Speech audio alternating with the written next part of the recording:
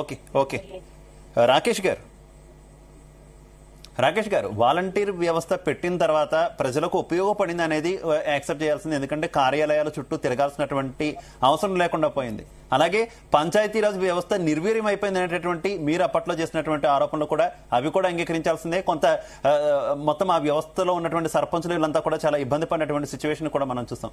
ఏంటి రెండు అంశాలను ఏ రకంగా బ్యాలెన్స్ చేయబోతున్నారు? ప్రజలకు అవసరాలు తీరాలి, అలాగే పంచాయతీరాజ్ వ్యవస్థ సర్పంచులు వీళ్ళంతా కూడా బాగుండాలి. ఏ రకంగా బ్యాలెన్స్ చేయబోతున్నారు? సార్ నేను చెప్పేది ఏంటంటే చాలా క్లియర్ గా అధినాయకత్వం చెప్పింది. ఇందాక షాకిర్ హుసేన్ గారు చెప్పారు, మేము వాలంటరీగా పనిచేసామండి, ప్రజల కోసం చేసామండి అని చెప్పారు. వారు హ్యాండిక్యాప్డ్ అని కూడా చెప్పారు. హ్యాండిక్యాప్డ్ పీపుల్ ని ఆదుకోవటానికే 6,000 రూపాయలు పెన్షన్ చేసింది వారికి. వారి బాధలు కష్టాలు చంద్రబాబు నాయుడు గారికి పవన్ కళ్యాణ్ గారికి తెలుసు కాబట్టే పెన్షన్ ని 6,000 రూపాయలు చేశారు. ఇందాక కృష్ణాంజలి గారు చెబుతూ అలా ఏం ఉండదండి, పార్టీ వాళ్ళనే పెట్టుకుంటారు అని. ఇక అలా వన్ సైడెడ్ గా డిబేట్ చెప్తే దానికి ఆన్సర్ ఎవరు చెప్పలేం. ఇప్పుడు ఒక వ్యవస్థని బలోపేతం చేయాలి అంటే అనేక రకాలుగా అధ్యయనం చేయాల్సి ఉంటుంది. ఆ వ్యవస్థని మనం ఎలా వాడుకోవాలి, ప్రజలకు ఉపయోగపడే విధంగా ఎలా చేయాలి అనేది చాలా కూడా దాని మీద స్టడీ చేయాల్సి ఉంటుంది. ఈ రోజు 1కి 10 సార్లు దూరపాదన ఆలోచించి వాళ్ళందరినీ కూడా ఉపయోగపడే విధంగా ఏ రకమైన ఉద్యోగాలు వస్తాయి, ఎలాంటి ఉద్యోగాలు వస్తే రేపు పొద్దున భవిష్యత్తు బాగుంటది అనే విధంగా ప్రజల కోసం పనిచేసే ప్రభుత్వం మాది. అదే విధంగా వాలంటీర్లని సమాధానం ఎవరికి చెప్పాలి?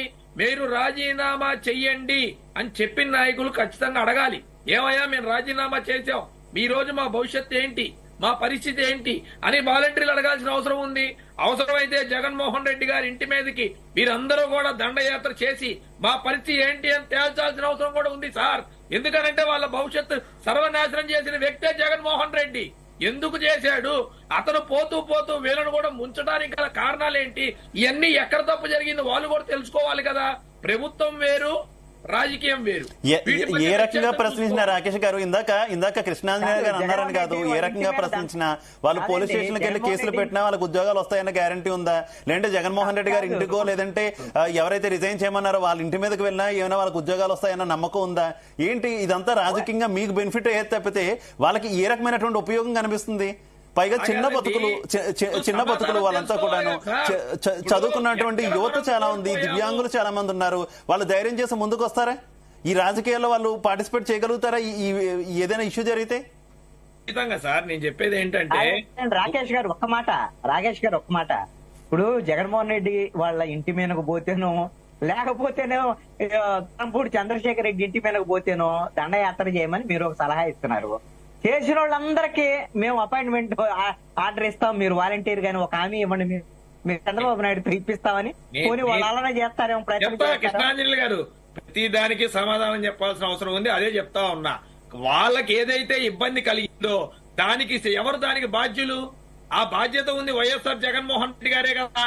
దానికి సమాధానం చెప్పాలి కదా ఆయన ఇప్పటి వరకు ఏం మాట్లాడకుండా ఉద్యోగాలు మీరు రాజీనామా చేయమని చెప్పి ఇంటి చుట్టూ రేకులు కట్టుకొని లోపల కూర్చుండిపోతాడా?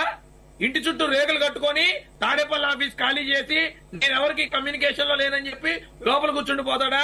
ఇలాంటి అభాగ్యులు, ఇలాంటి ఇబ్బంది పడుతున్న కార్యకర్తలు పట్టించుకోవాల్సిన అవసరం లేదా? వారి ప్రభుత్వం కోసం పనిచేసిన వ్యక్తులకు మాట్లాడాల్సిన అవసరం లేదా? జగన్మోహన్ రెడ్డి సమాధానం చెప్పాలి కదా. దీనికి జవాబుదారీతనం అనేది ఉండాలి కదా సార్. నేను చెప్పేది అది, జవాబుదారీతనం ఉండాలి కదా. వీళ్ళని ఎలా చేయాలి, ఎలా వినియోగించుకోవాలనేది జగన్మోహన్ రెడ్డి లేకపోతే వాళ్ళు సాధారణ అడగటం ఓకే గానీ వాలంటీర్లని పాపం పేదవాళ్ళు, పేద కుటుంబాలు 5,000 కోసం పనిచేస్తారు, వాళ్ళని దాడి చేయండి, పెట్టండి అని పిలిపి ఒకటి ఎంత మేరకు జగన్మోహన్ రెడ్డి సమాధానం చెప్పాలి, లేకపోతే వాళ్ళ మంత్రులు సమాధానం చెప్పాలి అనేది. నేను ఒకళ్ళ వల్ల నష్టపోతే వారి మీద నేను నష్టపోయిన విధంగా నష్టపోయాని కంప్లైంట్ ఇస్తా. వారు నిజంగా నష్టపోతే అది నిజమే అయితే అలాగే రాకేష్ గారు మీరు చెప్పింది కరెక్టే. రాకేష్ గారు ఒకసారి నా మాట వినాలి. రాకేష్ గారు నా మాట వినాలి. మీరు చెప్పింది కరెక్టే. ఎవరి వల్ల అయితే నష్టపోయారో వారిని ప్రశ్నించమంటున్నారు. కానీ ప్రశ్నించగలిగేంత స్థితిలో వాళ్ళు లేరు అని నేను అంటున్నా. ప్రశ్నించగలిగేంత సిచ్యువేషన్ లో వాళ్ళు లేరు. పెద్ద పెద్ద రాజకీయ నాయకులండి, ఎవరిని ప్రశ్నించగలరు? ఎవరితో పెట్టుకోగలరు? నేను ఒకటే చెప్తా ఉన్నా, వాలంటరీ వ్యవస్థ ఎలాంటిదో, ఆశా వర్కర్లు, అంగన్వాడీ టీచర్లు వీళ్ళందరూ కూడా అలాంటి వ్యవస్థే. వాళ్ళందరూ ఆ రోజు ప్రభుత్వంలో పడుతున్న ఇబ్బందుల కారణంగా బస్సులు వేసుకొని లారీలు వేసుకొని రోడ్డు మీద ప్రభుత్వ ఉద్యోగులు ఒక రోడ్డు మొత్తం బ్లాక్ చేయలా, వారికి నిరసన వ్యక్తం చేశారు. అదే విధంగా జగన్మోహన్ రెడ్డి సంగతి ప్రజలు తేల్చుకోవాలి. జగన్మోహన్ రెడ్డి దానికి సమాధానం చెప్పాలి కదా. మా జీవితాలు ఎందుకు నాశనం చేశావు జగన్మోహన్ రెడ్డి? నీ వల్ల మా భవిష్యత్తు నాశనం అయింది. మేమేంటి, మా కుటుంబాలేంటి, మా పిల్లలేంటి? ఇది సమాధానం చెప్పాలి కదా సార్ జగన్మోహన్ రెడ్డి. తాడేపల్లి ఆఫీస్ ఖాళీ చేసేసి ఇంటి చుట్టూ రేకులు వేసుకొని ఫెన్సింగ్ వేసుకొని లోపల కూర్చుంటే సరిపోయిందా? అది కాదు కదా. ఈ రోజు వారి భవిష్యత్తు ఏంటో సమాధానం చెప్పాలి. జవాబుదారీతనం రావాలి కదా. ఖచ్చితంగా దానికి సమాధానం చెప్పాల్సిన అవసరం ఉంది. వారు ఎవరైతే ఇబ్బంది పడ్డారో వారికి ఎలా కావాలో అలా చేసుకోమన్నాం. ప్రభుత్వ పరంగా ఒక నిర్ణయం తీసుకుంటారు. ఖచ్చితంగా సీఎం గారు, డిప్యూటీ సీఎం గారు ఇద్దరు కూడా కూర్చొని ఒక నిర్ణయం తీసుకుంటారు. ఆ నిర్ణయం ప్రకారం ముందుకు వెళ్తాం. కానీ మనలో కలెక్ట్ రావాలి కదా సార్. నేను ఒకళ్ళ వల్ల ఇబ్బంది పడ్డా, ఆ ఇబ్బంది పడ్డ సంగతి తేల్చాలనే ఈ కలేజీ రావాలి కదా.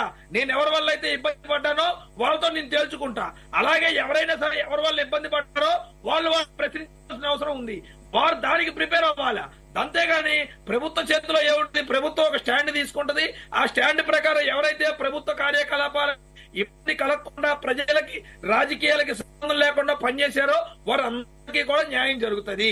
ఎవరైతే ఒక పార్టీకి కొమ్ము కాసి కేవలం ఒక రాజకీయ పార్టీ కోసమే పనిచేశారో వారందరూ కూడా తగిన సమయంలో మూల్యం చెల్లించుకోక తప్పదు. దానికి ఎవరైనా చేయలేం కదా సార్. ఓకే రామకృష్ణ గారు